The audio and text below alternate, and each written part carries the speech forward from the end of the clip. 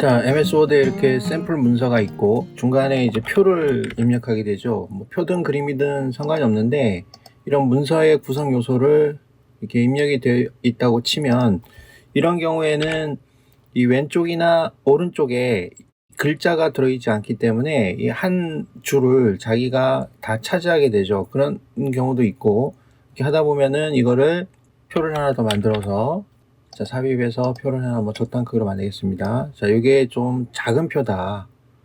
이런 경우에는 한 줄을 다 차지하면은 이쪽 오른쪽 공간이 좀 낭비가 되는 그런 면이 있어서 이 글자를 오른쪽에 배치시키는 경우가 있겠죠. 그런 경우에는 이 표 속성에서 표에서 이 둘러싸기 이런 기능을 하게 되면 이게 옆으로 오게 됩니다.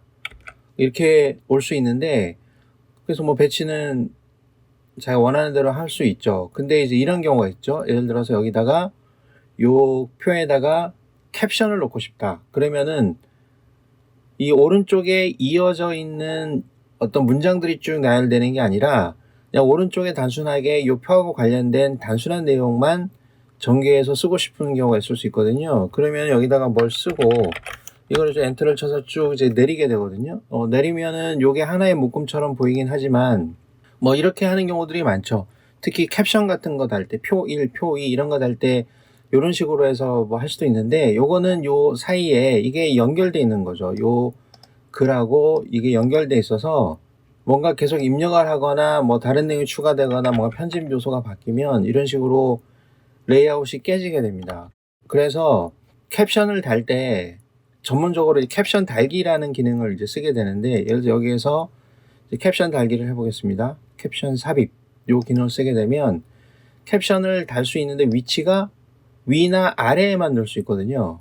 그 위에 달면은 여기다 캡션을 여기다가 뭐 대충 이렇게 달겠습니다. 그러면 이런 제목으로 표 제목이 달리고 이게 하나의 세트로 움직이게 되는데 이런 경우에는 자 이것도 캡션을 달면은 위나 아래에는 들어가겠죠. 근데 요런 내용을 캡션으로 표의 왼쪽이나 오른쪽에 달고 싶을 경우가 있을 텐데 이런 경우에는 이제 할 수 있는 방법이 이쪽에다가 이게 같이 한 덩어리로 움직이게 하기 위해서는 이게 원래 완성되어 있는 표다 그러면 자 이쪽에 표가 완성되어 있어요. 이렇게 자 표가 완성되어 있으면은 이쪽에다가 표에 해당되는 칸을 하나 더 만들어 줍니다. 그럼 여기도 오른쪽 버튼 눌러서 삽입을 해 주는 거죠.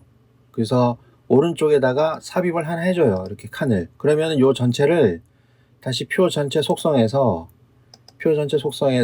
요 폭을 이것도 뭐 문서 편집에 따라서 원하는 사이즈가 있을 테니까 100%로 만들어 줍니다. 그럼 이렇게 퍼지겠죠.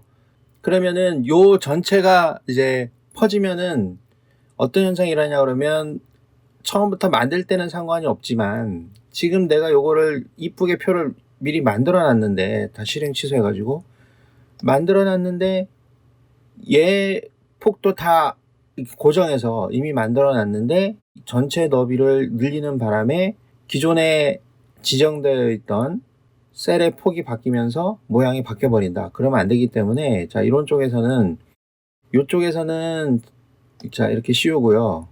씌우고 한번 확인해 보겠습니다. 표 속성에서 셀을 확인해 보게 되면 너비가 1.06cm로 고정이 되어 있는 거예요. 그럼 이거 같은 경우에도 이쪽 열만 한번 보게 되면 표 속성에서 얘도 1.06으로 고정되어 있죠. 그럼 이걸 풀어요. 풀면은 얘는 너비가 지정되어 있지 않다 그런 뜻이 되는 거죠. 그럼 이 쪼그라들잖아요. 그럼 이 전체를 다시 표 속성에서 표에서 너비 지정을 이거를 제가 100%로 만들어 보겠습니다. 그러면은 얘는 너비가 지정되어 있지 않기 때문에 얘는 어떻게 될지 모르는 거예요. 얘는 그러니까 다른 고정된 사이즈들을 참고해서 나머지를 가지고 잘 결정하는 거거든요. 그러니까 전체 100인 거는 알겠고 그다음 요 앞에 있는 셀들도 자기 기준이 있으니까 나머지는 다 자기 거네 라는 뜻이 됩니다. 그렇게 이렇게 되어 있는 상태에서 여기를 병합을 하죠. 그 다음에 셀의 모양을 테두리를 다 없애고 자 왼쪽만 다시 살립니다. 그러면은 이쪽에는 우리가 표가 있는 거지만 자 레이아웃에서 눈금선 보기 한번 해보겠습니다. 그러면 이렇게 점선이 보이죠? 요거는 인쇄하면 안 보이는 거예요. 그러니까 우리가 이제 헷갈리니까 보이게, 임시로 보이게 한 겁니다. 다른 데 갔을 때도 여기에 표가 있구나 이런 걸 알 수 있게끔. 그럼 여기다가 내가 쓰고 싶은 글자를 치면 됩니다. 그럼 요거 한 덩어리로 움직이니까 만약에 캡션을 달고 싶다 그러면은 요 표의 캡션이잖아요. 그럼 여기에다가 캡션을 달아요. 오른쪽 버튼 누르고 캡션을 삽입합니다. 그럼 내가 여기다가 또 뭐라고 쓰겠죠? 그럼 캡션이 달리겠죠? 그럼 요 캡션을 이쪽으로 잡아당겨서 옮깁니다. 그럼 글자 모양이 달라지긴 하지만 요건 포맷을 제가 하면 되고 이거랑 똑같이 해볼게요. 그러면은 이렇게 포맷이 된 거죠. 그럼 여기는 1이니까 여기가 2가 된 거죠. 자동으로. 예를 들어서 여기다가 제가 표를 하나 더 넣어서 삽입해서 표를 하나 임시로 놓고 여기다가 캡션을 달겠습니다. 캡션을 달면은 여기 1이 있기 때문에 자동으로 2가 나오는 거예요. 이 숫자는 자동으로 나옵니다. 확인을 누르면 그 순간에 여기는 캡션이 달리면서 이쪽에 번호가 3으로 자동으로 바뀌는 거죠.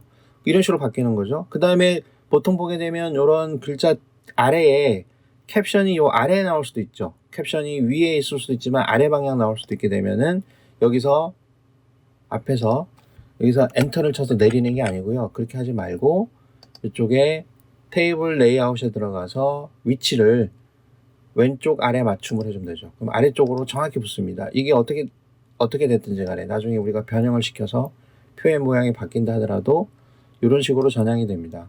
그리고 나중에 이쪽에 뭐 이 표가 필요가 없어졌어요. 요 셀이. 그러면 이걸 클릭하고 이걸 삭제하겠죠. 열을 삭제합니다. 그러면은 요 표가 줄어들었죠. 요거만큼. 왜냐하면 자리를 차지하는 게 없어졌기 때문에. 그럼 이 경우에도 다시 클릭해서 오른쪽 버튼 누르고 셀 속성에서 이거를 다시 100%로 환원을 시켜줍니다. 그러면 원래대로 요게 없어져 있는 게 되는 거죠. 채워 넣어도 마찬가지입니다. 그러니까 전체 표에서 요 표가 핵심이고 요거는 없는 듯이 해야 되기 때문에 너비를 고정시키지 말고 사용하면 됩니다. 그러면은 이런 경우에는 자꾸 이것 때문에 신경이 쓰여서 이게 왔다 갔다 할 수 있기 때문에 또 하나 할 수 있는 방법은 사실은 이렇게 표를 2개짜리 표를 만들어요. 표를 만들고 요 표가 있잖아요. 이런 표를 하나 만들었으면 요 표를 바로 복사하면요. 이거를 복사해서 넣으면 어떤 일이 생기냐 그러면 이렇게 붙어버리거든요. 그래서 이런 식으로 하지 말고 이렇게 표가 만약에 이렇게 있다고 치면 자 이런 작은 표가 있어요. 그래서 요 표를 복사해서 이 안에다 집어넣습니다. 그러면은 작은 표가 하나 들어가겠죠. 백스페이스에서 이렇게 딱 하나 들어가잖아요. 그러면 요것도 전체적으로 클릭해서 이게 큰 표냐 작은 표냐를 잘 선택해야 됩니다. 이렇게 되면 작은 표고 이렇게 되면 큰 표죠. 왜냐하면 이게 큰 표인 거는 여기 끝점을 보면 돼요. 이렇게 누르면은 끝점이 여기 나왔으니까 요거는 작은 표에 대한 거고 여기를 클릭하면 요 끝점이 여기 나와 있으니까 요게 큰 표에 대한 겁니다. 큰 표에서 표 속성에서 이 전체적인 셀 너비를 지정하지 않고 표의 크기를 100% 너비를 이렇게 맞춰줍니다. 그러면은 이게 임의대로 자기가 이만큼 차지하고 이렇게 가 있잖아요. 그럼 여기를 잡아다녀서 길이를 맞춰줍니다. 맞춰주고 그러면은 이쪽은 너비를 지정하지 말아요. 이쪽은. 그렇게 되면은 요 안이 이게 나중에 따로 이렇게 변형이 되더라도 이렇게 움직이잖아요. 같이 움직이죠. 요 한도 내에서는. 그래도 전체 표의 요 사이즈는 너비가 지정되어 있지 않기 때문에 자유롭게 축소 확대가 됩니다. 그래서 표를 여기다가 만들고 마찬가지로 여기에서 요 작은 표에서 캡션을 넣은 다음에 여기도 캡션을 넣잖아요. 넣으면은 이 안에 캡션이 들어가겠죠. 요거를 빼서 이쪽으로 옮겨주면 됩니다. 옮겨주고 여기는 필요 없으니까 딜리트하고 그러면 요 내용이 되고 이 전체 외곽의 테두리를 다 없애버리면 되는 거죠. 그쵸? 그러면은 이쪽에 표가 완성이 됩니다. 이쪽에 제대로 테두리 없음 이렇게 해서 그러면 요 테두리만 남은 거거든요. 그 다음에 이쪽은 지금 이 점선 때문에 요게 안 보이잖아요. 그러면 눈곱선 보기를 치면은 이렇게 지금 문제가 생기잖아요. 그러니까 위에 다른 게 있다는 소리예요. 보세요. 테두리 없음을 하면 안 보이지만 모든 테두리 하면 이렇게 또 다시 보이죠. 이런 식으로 해서 보이게 되면 사실은 요 끝에 좀 번거롭긴 하죠. 그 확인을 하는 과정들이 이렇게 표가 있는 거예요. 표가 있는 거지만 우리가 마치 없는 것처럼 쓰는 겁니다. 그래서 요렇게 해서 같은 방식으로 쓰면 돼요. 그러면은 요거는 장점이 뭐냐 그러면 요 전체 큰 거를 어떤 틀로 사용할 수 있는 거죠. 이거를 복사해서 틀로 사용해요. 틀로 사용하고 요 안에 있는 거는 요 안에 있는 빈칸이 생겼잖아요. 이거는 다른 용도로 활용할 수 있는 거죠. 다른 표를 계속 갖다 놓을 수도 있고 이런 표들이 많다. 그럼 내가 매번 이렇게 해야 된다 그러면 이렇게 만들어진 표를 그냥 복사해서 이쪽에다가 그냥 다 갖다 붙여넣으면 됩니다. 아니면 여기다가 이제 그림을 집어넣게 되는 거죠. 그림을 하나 집어넣어 보게 되면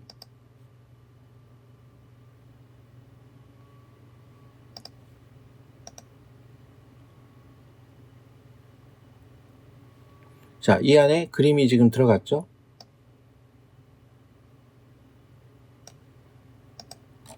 자, 이런 식으로 들어가서 여기도 표에서 레이아웃에서 눈금 선봉을 없애버리면 캡션이 오른쪽에 들어간 걸로 되어 있습니다. 이거는 이제 캡션이 요거를 쓰면 안 되겠죠. 이렇게 하고 요 그림을 선택한 상태에서 여기도 캡션 삽입을 하면은 이번에는 여기에 그림으로 들어가 있죠. 그럼 뭐 그림 요거는 내가 또 적어주면 돼요. 새 레이블 해서 그림으로 해서 들어주면은 번호가 얘는 1번부터 다시 시작하는 거죠.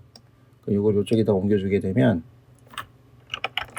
보이게 해서 헷갈리니까 자 이걸 이렇게 해서 자꾸 제가 그림 전체를 복사해버려서 그림하고 이 캡션을 같이 복사해버려서 같이 움직여버린 거거든요.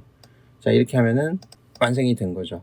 그렇게 해서 요 글씨 크기를 똑같이 맞추고 싶으면 여기에서 서식 복사를 하고 요거를 씌워주게 되면은 서식이 완성이 된 겁니다. 그리고 요 그림의 캡션을 요 아래다가 쓰고 싶으면 저기 레이아웃에서 아래쪽으로 들어가게끔 이렇게 해버리면은 이게 한 문구처럼 작동을 하는 것이죠.